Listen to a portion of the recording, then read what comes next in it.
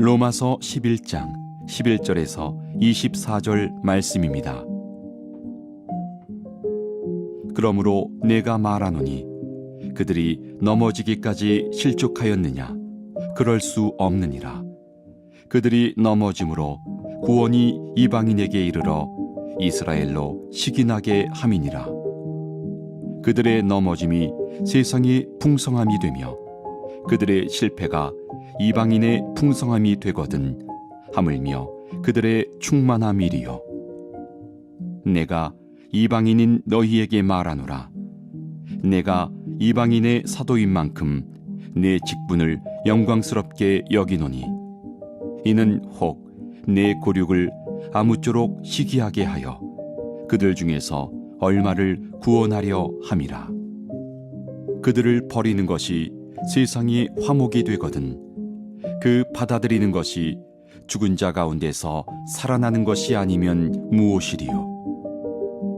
제사는 처음 익은 곡식가루가 거룩한즉 떡덩이도 그러하고 뿌리가 거룩한즉 가지도 그러하니라. 또한 가지 얼마가 꺾이었는데 돌감람나무인 네가 그들 중에 접붙임이 되어 참 감람나무 뿌리의 진액을 함께 받는 자가 되었은즉 그 가지들을 향하여 자랑하지 말라. 자랑할지라도 내가 뿌리를 보존하는 것이 아니요 뿌리가 너를 보존하는 것이니라. 그러면 내 말이 가지들이 꺾인 것은 나로 접붙임을 받게 하려 함이라 하리니 옳도다. 그들은 믿지 아니함으로 꺾이고 너는 믿음으로 섰느니라. 높은 마음을 품지 말고 도리어 두려워하라. 하나님이 원가지들도 아끼지 아니하셨은즉 너도 아끼지 아니하시리라. 그러므로 하나님의 인자하심과 준엄하심을 보라. 넘어지는 자들에게는 준엄하심이 있으니 너희가 만일 하나님의 인자하심에 머물러 있으면 그 인자가 너희에게 있으리라. 그렇지 않으면 너도 지키는 바 되리라.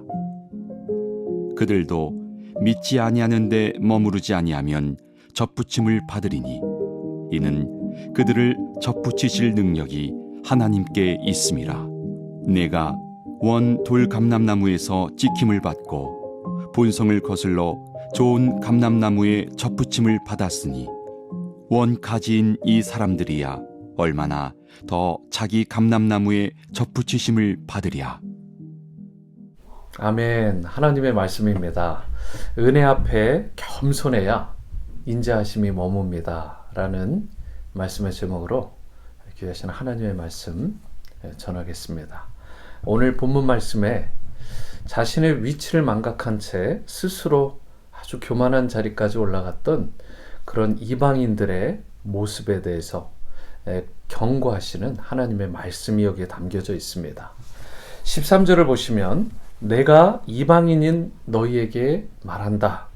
이 말씀과 함께 이어지는 그 내용들이 특히 이방인, 로마 교회에 있는 그 이방인 그리스도인들을 향해서 주시는 그러한 경고의 메시지인 것을 알 수 있습니다. 18절을 보시면 바울은 이방인들을 향해서 그 가지들을 향하여 자랑하지 말라라고 말씀을 하고 20절에도 높은 마음을 품지 말고 도리어 두려워하라라고 말씀을 합니다. 우리가 크리스천 삶을 살면서 우리가 그리스도인인데 정말 조심하고 주의해야 될 것이 있다면 그것은 바로 이러한 교만의 함정에 빠지지 않는 것입니다.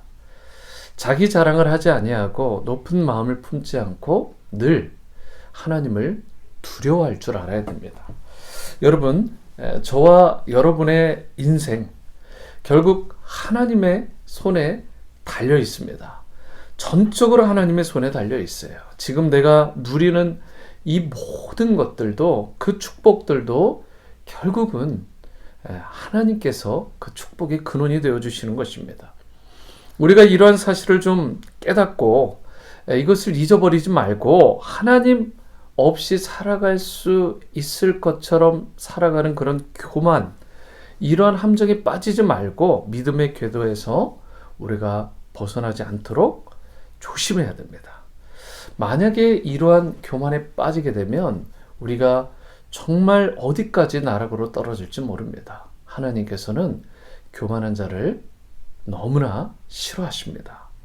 이런 면에서 우리가 크리스천 삶을 살아가는 과정 가운데에서 나 자신도 모르는 사이에 깊숙하게 침투해오는 그런 교만의 함정, 내 마음속에 쌓여져가는 그런 높아짐의 마음을 우리가 좀 조심하고 잘 다스려야 됩니다.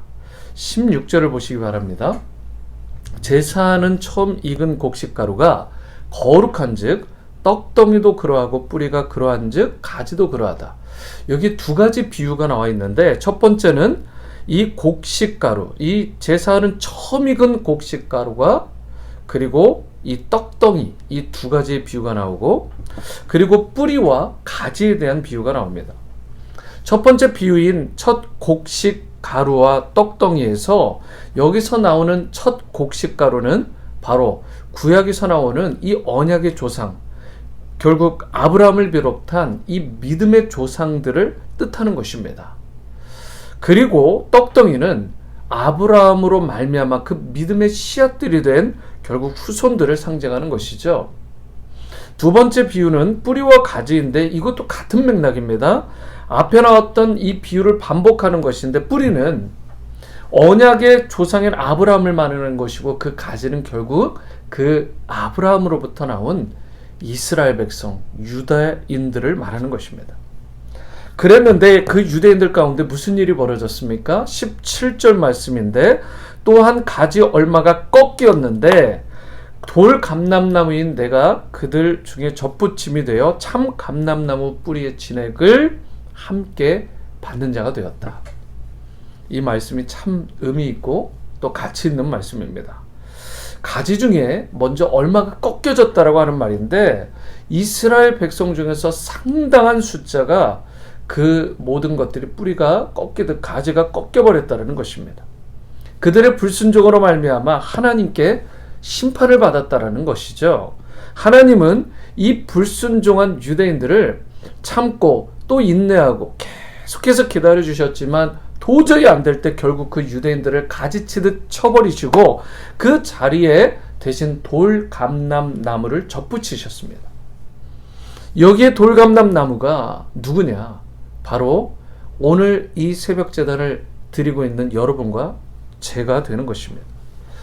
실제로 예수 그리스도를 유대인들이 거부한 후에 무슨 일이 있었죠? 그들은 꺾여진 가지가 되어서 지난 2000년 동안 이곳저곳을 방황하며 헤매이는 그런 민족이 되었습니다. 그리고 유대인들이 거절한 바로 그 자리에 이방인들이 들어와서 복음을 받고 하나님의 백성의 자리에 들어간 것, 이것이 바로 바울이 소개하고 있는 여러분과 저의 모습입니다. 그러므로 우리는 아무리 잘났다고 우리가 이야기를 해도 본래 신분 자체가 참 감람나무가 아니라 돌 감람나무입니다. 원래 이방인 된 우리는 하나님 언약 밖의 존재였었고 축복에서 완전히 소외되었던 그런 자들이죠. 그런데 하나님께서 다시 이 돌감람나무에 불과했던 여러분과 저를 하나님의 그 참 감람나무에 접붙여 주셔서 새 생명을 얻게 하시고 다시 회복하게 하시고 쓴 뿌리를 가진 나무가 아니라 좋은 달콤한 열매를 맺는 존귀한 나무가 되게 하셨다는 사실입니다. 우리가 이 사실을 기억하고 또 깨달을 때에 내가 아무리 높은 위치에 가고 또 가진 것이 많고 이룬 업적이 대단해 보여도 결코 교만할 수가 없는 것입니다. 이어지는 17절 말씀인데요. 또한 가지 얼마가 꺾이었는데 돌 감람나무인 내가 그들 중에 젖붙임이 되어 창 감람나무 뿌리의 진액을 함께 받은 자가 되었다라고 말씀하고 있습니다. 우리가 돌감나무였는데 참 감람나무에 연결이 되는 순간 그 참 감람나무의 뿌리의 진액을 공급을 받고 그 뿌리에서 연결된 것으로 말미암아 싱그럽고 생그러운 그런 나무가 되었다라는 것입니다. 그런데 이처럼 우리가 참 감람나무에 접붙임 받은 이유가 23절에 나와 있는데 그들도 믿지 아니하는데 머무르지 아니하면 접붙임을 받으리니 이는 그들을 접붙이실 능력이 누구에게요? 하나님께 있습니다. 우리를 접붙이실 능력은 전적으로 하나님께 있습니다. 우리에게 있는 게 아니죠. 내가 아무리 노력하고 내가 잘나 보이고 애를 써도 그래서 내가 얻은 것이 아니라 하나님은 우리를 접붙여 주셔야 우리가 놀라운 은혜의 진액을 끊임없이 공급받을 수 있게 되는 것입니다. 이것은 우리의 능력과 노력과 상관이 없고 전적인 하나님의 은혜입니다. 여러분과 저에게는 이 은혜가 필요한 줄 믿습니다. 그래서 마지막으로 22절을 보시면 그러므로 하나님의 인자하심과 준엄하심을 보라. 넘어지는 자들에게는 준엄하심이 있으니 너희가 만일 하나님의 인자하심에 머물러 있으면 그 인자가 너희에게 있으리라. 그렇지 않으면 너도 찍히는 바 되리라. 여기에서 여러분 인자하심과 준엄하심이 동시에 나옵니다.